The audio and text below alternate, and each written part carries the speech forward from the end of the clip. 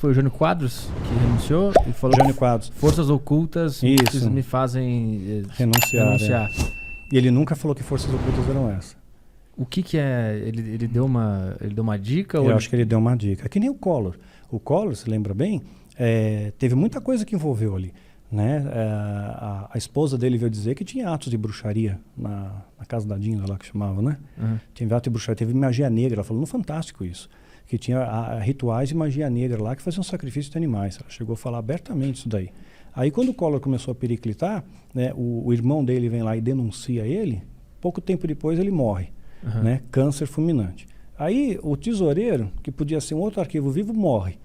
Crime passional. Eu lembro que na época tive um legista, que até foi entrevistado no Jô Soares, ele falou, não, pelo ângulo do projétil, isso aqui foi assassinato. Abafaram, nunca mais esse cara falou mais nada. O tesoureiro era o PC Farias? PC Farias. PC Farias, uhum. Né? Eu lembro que tinha uma polêmica sobre a morte dele, que era estranha e tal. Sim. Mas forças... Aí... Um monte de casos, tem muita coisa que você vê, assassinato, o Celso Daniel, Marielle, eu acredito que tudo isso daí tem bastidores envolvidos. Tem com esses grupos que às vezes não é o grupo em si, mas são forças políticas que são apoiadas por grupos satânicos. Né? Porque é interessante eles terem políticos ali. Mas isso são sacrifícios que são feitos ou são tipo mortes que a gente tem que matar o Pacifarias para não cair a casa? Ali aqui? É para não cair a casa, queima de arquivo vivo. E aí tem, você pegar, por exemplo, o número de pessoas desaparecidas no Brasil, é alarmante. Né? Acho que são 40 mil crianças somem por ano no Brasil. Uhum. Né? Contando com adultos, dá quase 80 mil. E para onde vão? Não acho essas pessoas. Né? Eu não posso afirmar, mas eu infiro que uma boa parte disso é usado em alguns rituais satânicos para extrair o que eles chamam de adenocrome. O que é isso? É uma substância que você produz no organismo, é uma carga muito grande de adrenalina quando você está com muito medo. Você está com medo, você está em pânico, você está assustado, às vezes você está alguém te ameaçando de morte, ou te mutilando, ou te causando dor, né? E você libera uma descarga de adrenalina muito grande, e aí se o seu sangue for colhido nessa hora, eles vão chamar essa substância de adrenocrome, que supostamente retarda o envelhecimento. Então tem muitos artistas, né, de Hollywood e tudo, que você busca pela internet aí, você vê o cara não envelhece, né? Não envelhece, parece que tá no formol ali. É uma substância que o corpo humano ele produz. São em 2 momentos só, né? Antes de morrer e no início da vida, né? Morrer com medo, com pavor. Tem que liberar muita adrenalina ali e o efeito ainda é melhor em crianças porque são mais frágeis, né? Elas se assustam mais fácil. Então já tem menos... o adulto ainda tem algumas proteções, né? Criança não. Então não posso afirmar 100%, mas eu infiro que uma parte dessas crianças desaparecidas sejam usadas em alguns ritos assim. Eu lembro que teve no sul lá, acho que foi em Novo Hamburgo, não lembro qual cidade, que umas crianças desapareceram, depois acharam, e aí acharam a pessoa que tinha sequestrado e ela falou que era para sacrifício de magia negra. Pois é. Eu nunca entendi por que existia isso, mas é para isso. Um dos objetivos é esse, extrair o adrenocrome. Essa pandemia, ela aconteceu naturalmente e essas pessoas estão usando isso para aplicar os planejamentos? Não, creio que não. Eles estão sim preparando uma arma biológica. Né? Eu vi esses dias notícias que saem em BBC, CNN, que a China está preparando agora vírus que podem atacar etnias. Né? Então pode atacar o alemão, pode atacar o europeu específico. Né? Estão preparando isso aí, estão trabalhando nisso. Então eu creio o seguinte, sim, estão preparando isso no laboratório. Pode ter vazado proposital ou não, né? Porque talvez não esteja completamente pronto, mas o contágio é muito rápido. Né? Eles poderiam ter freios, perceber o que está acontecendo, põe freio. Não frearam, deixaram a coisa espalhar. Né? E aí viralizou e está todo mundo com medo disso. Né? Então a criação dessa pandemia ela estava prevista já nesse calendário secreto? Previsto. Eu já tinha falado isso em seminário há bastante tempo, que a gente ia ter uma pandemia assim, que ia solapar a humanidade, que as pessoas iam ficar assustadas com isso, tem que assustar, para as pessoas aceitarem a picada. Né? Aceitou a picada, está mais fácil. Agora aí numa próxima que é muito mais letal, poxa, eu vou tomar. Né? E o medo das pessoas, você viu o que aconteceu em Manaus. Né? O caos no sistema público ali. Aquilo ali foi uma tragédia anunciada. Eles tinham todas as ferramentas para se precaver daquilo. Né? O Estado estava tudo preparado, teve dinheiro de investimento que não chegou ali. Então, eles tinham condições de prevenir. Hospitais de campanha fecharam. Então, é uma tragédia anunciada. De repente, você começa a ver tudo aquilo pipocando. O mundo olha para isso, você mora em outro estado, puxa, só que chegar aqui vai faltar oxigênio para mim. Tem gente comprando oxigênio já para ter em casa, Sim. né? Para estocar. O caminhoneiro está ameaçando uma greve agora para fevereiro, né? É mais uma. Mais uma, né? Então, imagina, né? Então, o caos precisa ser instalado, né? Para que depois alguém venha e coloque ordem. Por isso que a Bíblia diz, quando houver paz e segurança, haverá repentina destruição. Então é uma coisa previsto também, esse caos está previsto e a tendência é piorar. Uma pandemia muito mais robusta, com alta letalidade, e aquele que não aceitar a vacina, né, não vai ter a marca e não faz mais nada. Caralho. Calendário secreto 2023, esse cálculo, em 2023 vai acontecer alguma coisa especificamente? Vai ser o fim ou vai ser essa... Pela interpretação dos sinais, né, eu tenho que me pautar nos sinais, não dá para eu dizer especificamente, olha, empiricamente vai ser essa data, né, mas os sinais apontam que no final de 2023, isso está ligado também a um calendário judaico, eu explico melhor na série, porque foram 3 vídeos, mais de 1 hora cada vídeo, 3 ou mais, e no final de 2023, lá para novembro de 2023, poderia, à luz dos sinais, nós interpretarmos por uma inferência, não uma conjectura real, né, que poderia começar o que a igreja, o que os cristãos chamariam de período de tribulação. Né? Tribulação nada mais é de um período mais complexo, período tribuloso, confuso, perseguição, sofrimento, coisa e tal, né? Que é dividido tem 7 anos, segundo o estudo escatológico bíblico, dividido em duas partes, a tribulação e a grande tribulação. Aí na tribulação o bicho pega, na grande tribulação aí a coisa fica bem estreita. Tá, agora a gente está na... Por enquanto a gente não estamos, nós estamos no preparo. Está entrando... na pavimentação da coisa, né? E a Terra, a vida que a gente vive, a gente está aqui para sofrer. E a Terra, ela é dominada por essas forças ruins? Esse é o lance? E a gente só dá um jeito de se defender delas e passar por aqui de uma forma, sei lá, forte, com fé, e sei lá, depois que a gente morrer, que tenha... que a gente fica bem, como é que é? Aqui é o inferno, aqui é o purgatório, esse é o lance. Eu acho assim, aqui a gente já vive uma boa parcela do inferno, porque o que você semeia, você colhe, né? Todas as suas escolhas vão determinar a sua colheita, evidentemente que você tem uma colheita aqui também, né? Mas o que acontece? Quando você morre, vamos partir dessa premissa, tem gente que acha, não, vai ter um julgamento, você fica 1000 anos dormindo, isso aí não tem, são interpretações. A Bíblia deixa bem claro, você morreu, tem um julgamento, e aí você vai para um local, o céu e o inferno. Eu acredito, no meu ponto de vista, eu já falei isso nos meus vídeos também, que eu não consigo entender um inferno eterno. Isso estaria neutralizando o amor de Deus. Quer dizer, a vida aqui em média, vamos colocar 70 a 80 anos. O que é 80 anos na régua da eternidade? É nada, é um ponto nessa linha. Sim. Aí pega Deus que é amor, a expressão majoritária do amor, pega, você pisou na bola, você fez alguma coisa errada aqui, né? Fez alguma porcaria, de repente agora você vai para a eternidade de sofrimento. Isso é desproporcional. Né? Se nós, humanos, limitados, a gente consegue fazer uma dosimetria de pena, né, adequada para um bandido, né? Ele vai pagar proporcional ao ato que ele fez. Deus que é amor e justiça vai ter esse tipo de injustiça, e a Bíblia dá chancela para isso, mostrar que não é eterno. Né? Tem um livro de Pedro, né, um dos discípulos de Jesus, ele narra que Jesus desceu no Hades, ou desceu no inferno, para pregar os espíritos em prisão. Então, aqueles espíritos que estão aprisionados, ele dá nome, eram da época de Noé. Então, não aceitaram o que Noé falou, aí veio o dilúvio, esses caras morreram. Então, por não aceitarem, não ouvir a pregação, eles tiveram, digamos, um período de prisão, tá? Entre aspas, numa região que não é o céu. Né? E aí Jesus foi lá, o que o libertador vai fazer na prisão? Vai libertar. Então, eu não considero eterno, isso não entra na minha cabeça. Eu sei que o orgulho das pessoas gosta de condenar todo mundo para o inferno. Pela eternidade. Né? Os cristãos, muitos deles, né? Isso aqui vai para o inferno, para o inferno, para o inferno. Só que a Bíblia não tem um versículo que dê chancela para a igreja julgar alguém. Não está escrito. Julgueis a todos. Não, está escrito amar a todos, né? Não julgueis. Quem julga é Deus. Né? Então, na verdade, esse lance aqui da Terra, o mundo jaz o maligno, a Bíblia fala sobre isso. Quando rolou a rebelião no céu, né, partindo sempre do pressuposto teológico aqui, aí vai demandar, claro, fé, né?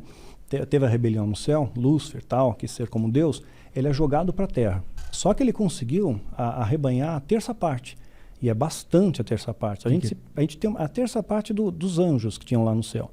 Então, a gente tem uma ideia, a terça parte, a gente pensa sempre no número populacional da Terra, 7 bilhões e 800 milhões na Terra. Mas não é a terça parte disso, é a terça parte de uma quantidade celeste, que a gente não tem ideia do tamanho, da imensidão. Quando eu contemplo o tamanho do universo, né, o tamanho das nossas galáxias, universos paralelos, multiversos, uma série de teorias que podem corroborar também, quer dizer, é uma quantidade inimaginável, né, de entidades, miríades que foram lançadas para a Terra. É a Bíblia diz que foram lançados para a Terra. Houve peleja, então houve um confronto, sinal que essas entidades não são totalmente ilesas e nem imortais, que se houve um confronto e alguém perdeu, se ninguém se machuca, você luta para a eternidade. Né? Se houve um confronto, houve uma peleja e esses foram lançados para a Terra, é sinal que eles sofreram dano. Né? Se não sofressem dano, iam estar lutando até hoje. Vieram para a Terra. Então, eles estão aqui na Terra. O homem que foi criado no paraíso, eu falo isso numa série de vídeos meu, Calendário Secreto 2023. E eu falo também na Árvore da Vida. Eu quero falar sobre esse calendário também. Tanto do calendário quanto a Árvore da Vida eu também falo sobre essa questão. Então, Adão e Eva, eles estavam no paraíso, uma região espiritual, não estava na Terra, onde o pessoal acha entre o rio Tigre e Eufrates, ali na Mesopotâmia, onde hoje é Iraque, Síria, Turquia e Palestina, mas seria essa região que eles imaginam, né? Que tem ladeado pelos rios. Mas, na verdade, eles foram criados numa dimensão espiritual. Eu explico isso, né, nessa série de vídeos, porque se tinha a árvore do conhecimento do bem e do mal e a árvore da vida nesse paraíso, e a árvore da vida em Apocalipse mostra que ela está numa dimensão espiritual, logo, eles são criados numa dimensão espiritual. Aí o homem é expulso do paraíso e vem para a Terra. Ele veio para a Terra junto com todos aqueles demônios que também rebelaram. Então nós colhemos o fruto de uma rebelião, né? O fruto, a consequência. Como, vamos voltar na história. Imagina que você fosse um hebreu e seu pai, sua mãe foi preso no cativeiro babilônico ou no cativeiro egípcio. Você já nasceu escravo. Você nasceu ali, você não tem culpa nenhuma. Mas seu pai, sua mãe, seus ancestrais, seus antepassados, então você vai, geração em geração, vai nascendo ali dentro do cativeiro. É mais ou menos isso que está acontecendo hoje com a gente, através do pecado, né, do erro, né, embrionário, comprova um desdobramento, né, um efeito cascata, e a gente vai nascendo nesse mundo que jaz o maligno. E aí a gente tem que se aproximar de Jesus, que ele é a porta, que tira a gente dessa matrix, digamos assim, e a gente consegue contemplar uma visão diferente de céu. Então aqui é o inferno, aqui. Pois é. Tô resumindo, a Bíblia dá a entender, né, que existe uma dimensão espiritual que poderia ser chamada de inferno, o Hades, que pode ser um pouquinho pior do que aqui. Tá. Entendi. Sabe que o negócio sempre pode piorar? Deve ter um outro mundo que é a busca do material que acontece. É só... Quer ver uma coisa curiosa?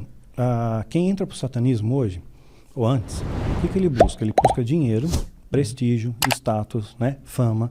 É isso que ele quer vitrine, ele quer poder.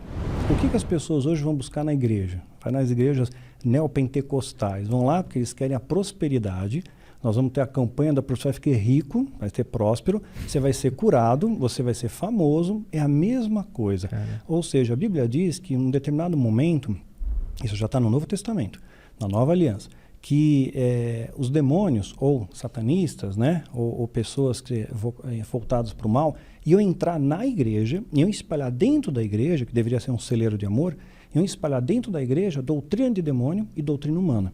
E eu vejo muita doutrina de demônio e doutrina humana também. Quer dizer, aquilo não foi Deus que fez.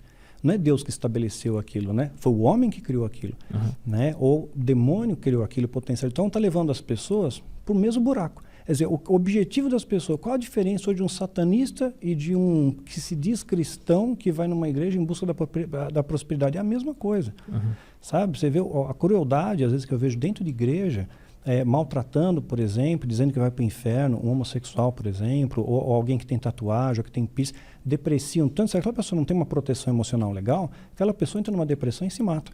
Né? Então, o diabo, às vezes, eu acho que ele está fazendo estágio. Em algumas igrejas ele faz estágio. Aprender como é que é uma maldade maior aí, porque essa aqui eu não conhecia. Abrir uma filial. Abrir uma filial. Então, então eu vejo isso. Né? Realmente, o que eles tinham de plano, na década de 80, década de 90, a igreja, se pegar o discurso que tinham nos altares na década de 80, 90, para os dias de hoje, mudou. É completamente antagônico. Antes falava, vamos buscar uma vida de santidade, vamos buscar o amor, vamos estudar a Bíblia, né? Vamos nos ajudar. Hoje não. Hoje é prosperidade, é unção disso, é unção daquilo, unção do leão. Teve uma palhaçada de uma unção de leão numa cidade, no Paraná, né? Que os pastores receberam unção do leão. Isso é que eles fizeram. Demarcaram, Inventando, é doutrina humana isso aí, né? Aí eles receberam a unção do leão. E o que o leão faz? O leão, ele urina em pontos para marcar o seu território. Os pastores estavam urinando na cidade para marcar território. E isso aconteceu, é fato, não é brincadeira, né? Então a gente vê coisa... Aí teve isso aí é recente, acho que foi ano passado. Teve uma unção aí que derramaram a pessoa, que era unção de missionários. Missionários iam descende. Né? E eu falei um vídeo sobre isso também. Aí o pessoal, no ato profético, que é um gesto que eles fazem, que eles estão profetizando que alguma coisa vai acontecer, eles tiraram o sapato, o tênis e arremessam para o altar. Joga o tênis lá e volta de meia para casa. E só para ele ter feito isso, ele chancelou que ele vai ser um missionário, que ele vai viajar pelo mundo pregar a palavra de Deus. Quer dizer, às vezes o cara não prega nem na sua casa. Teu casamento está destruído, teu irmão está lascado, teu vizinho está precisando, você não ajuda ninguém no seu redor e quer falar para o mundo. Quer dizer, então é coisa que leva nada a lugar algum. Então, hoje em dia, a igreja o satanismo não se preocupa mais com a igreja. A igreja está contaminada. Década de 80 e 90, infiltraram sim. Entraram nas igrejas, espalharam essas doutrinas. Hoje, já está envenenado. Os grandes ministérios estão todos envenenados, sem margem de erro. Tem raras e honrosas exceções, que são os pequenos ministérios, igrejas menores, que ainda buscam viver e ensinar a verdade. Aí sim, o que a gente chama na Bíblia de remanescente fiel. Cara, é muito louco isso. Então, então deu resultado o que eles queriam fazer. Isso era uma estratégia que quando tu estava lá, tu viu sendo combinado. Sim, sendo combinado. Vamos se infiltrar nas igrejas para mudar o discurso, mas mudou. Mas também muda de uma forma bem sutil, né? Sutil. É gradual. É que nem você pegar um barco, você dizia 5 graus da rota. Você não percebe, 1 quilômetro, 2, você vai perceber depois, que já diziam muito. Então conseguiram isso. Mas, veja bem, a Bíblia já previa que isso ia acontecer. Jesus falou em Mateus, no capítulo 24, e já disse que no final dos tempos o amor ia se esfriar. Né? Ia faltar fé, e as pessoas iam se trair mutuamente, ia entrar doutrina de demônio na igreja, doutrina humana, já está previsto. Isso ia acontecer mesmo. Nos últimos tempos, as pessoas iam correr atrás de fábulas, a Bíblia fala. Ou seja, quanto mais estapafúrdio for a história, teve uma pessoa, não vou nem definir gênero, né? Uma pessoa que disse que ela foi arrebatada no Monte Everest. Arrebatada tipo assim, você saiu do teu corpo, teu espírito deu um rolê, foi lá para o Monte Everest e saiu na mão com uma entidade chamada Rainha dos Céus. Saiu na mão, na pancada lá, na porrada, né? E a entidade fugiu, foi para um outro monte lá, Monte Fuji, e ela transladou, foi atrás. Quer dizer, vamos supor que essa piração toda essa viagem que ela fez, depois um chá de cogumelo, tal, chá de lírio, né? E ela, vamos supor que fosse real, vai? Quer dizer, qual foi o resultado? Não mudou nada. Não mudou nada. Fizeram autoprofético para o Brasil. Já deve ter escutado, quem está me ouvindo, já deve ter ouvido 1000 vezes. Todo ano faz um ato profético no Brasil do avivamento do Brasil. Avivamento é a igreja viver o que é Cristo. Sair dessa parte morta, morna, podre e viver de verdade. Vamos viver o amor, vamos se unir mais, vamos se ajudar mais, né? Vamos perdoar mais. A igreja que fala do perdão não perdoa, fala do amor não ama, né? Então fica uma coisa complicada. Aí é você viver realmente o cristianismo, é o avivamento. Só que aí, o que acontece? Todo ano tem, mais de 10 anos tem avivamento do fogo, esse ano vai, porque agora o Brasil é de Jesus, agora... Não mudou nada. As coisas só pioram, né? Então, Apocalipse diz que as coisas vão piorar, né? Você não pode mudar o que está escrito, vai piorar mesmo. Vai piorar. E a igreja tem que estar preparada para isso, né? Para o que vai vir para frente. As coisas vão piorar muito mais. Então, a igreja na Terra é uma defesa ao que vai acontecer, não importa o que a gente faça. E a gente usa aquilo ali para não sofrer tanto quando acontecer. Na verdade, você passa sim por aflições, passa por dificuldades. Então, às vezes, Deus não vai livrar você do deserto, mas Ele te ajuda na travessia do deserto.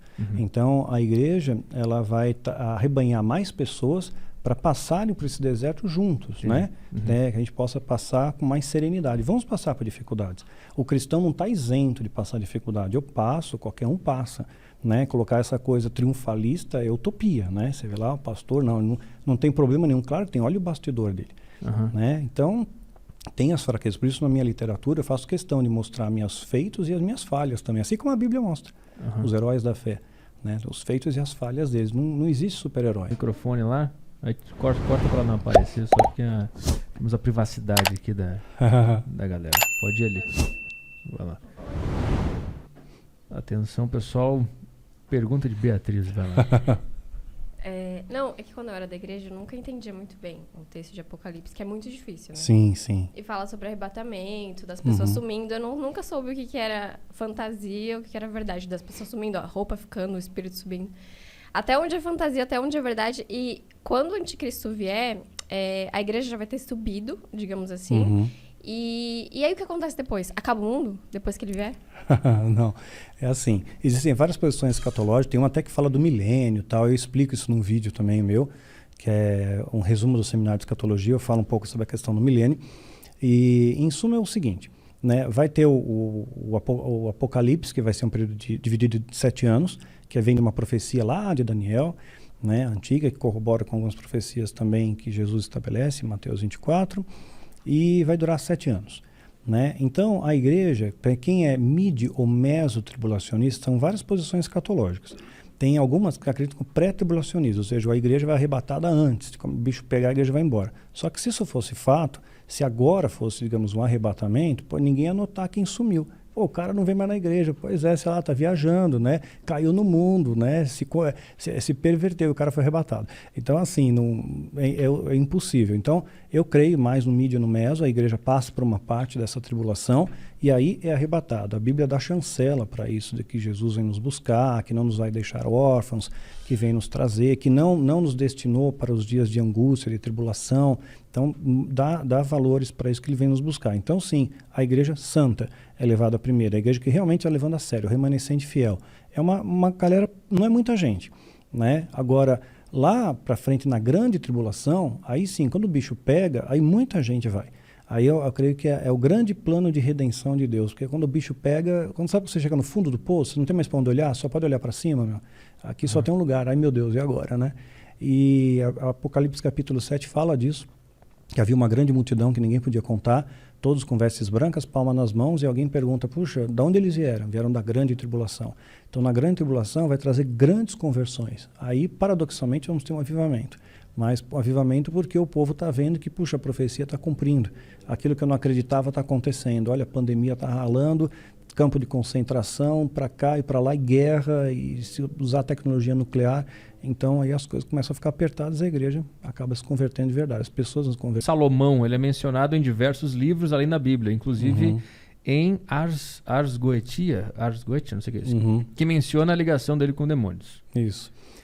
Salomão era um homem muito sábio, filho de Davi, era o homem que tinha mais sabedoria do mundo, e ele realmente se inclina a uma entidade chamada Astarote, né, que é uma entidade diabólica. Mas antes dele se inclinar, tem uma pista, no livro, na Bíblia, em 1 Reis 10:14, diz que Salomão recebia todo ano 666 talentos de ouro. E um talento era muita coisa, 34 quilos de ouro. Então o cara recebia toneladas de ouro todo ano. Mas o curioso é que a extração de mineral é sazonal, e ali ele recebia linear. Então, logo depois, no capítulo 11, ele se inclina essa entidade de Astarote. Então, o satanismo interpreta da seguinte maneira: lançamos uma semente para o cara, uma isca, ele caiu na isca, agora ele nos serve. Tem livros apócrifos que falam sobre esse envolvimento de Salomão. Nos Atos de Salomão falam sobre isso, é um apócrifo. Ele, teoricamente, ele subjugou 72 demônios, aprisionou num vaso de barro, de bronze, né, com símbolos mágicos, e essas entidades passaram conhecimento para ele. Conhecimento que tornou ele muito mais sábio do que ele era e mais rico ainda do que ele era. Então ele escreveu alguns livros, quando ele estava, digamos assim, se envolveu nesse lado negro da força, né? Escreveu a Clavícula Maior de Salomão, a Clavícula Menor, escreveu a Chave de Salomão. Esses livros são colocados como livros muito importantes da alta magia. Você não vai achar em livraria. Você encontra plágios disso, mas nunca o verdadeiro, o original, está preservado nas seitas, né? E aí depois ele se arrepende, ele volta para Deus, né? Em Eclesiastes ele deixa claro, tudo é vaidade, correr atrás do vento, ele se arrependeu daquilo que ele tinha feito. Agora é interessante os 666 aparecer lá no Velho Testamento, e em Apocalipse mostra o que ele é. Apocalipse 13:18 fala sobre o número 666 como sendo o número da besta. E tem muita coisa interessante. Se pegar 13 vezes 18, vai dar um número que, se você somar ele ao contrário da 666, é muito louco. Tem um monte de numerologia em cima disso.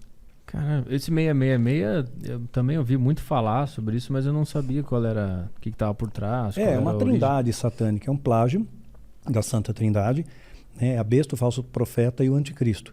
Né, uma trindade que vão se ajudar nesse momento, que eles vão chamar de tribulação, grande tribulação, onde o anticristo vai se manifestar.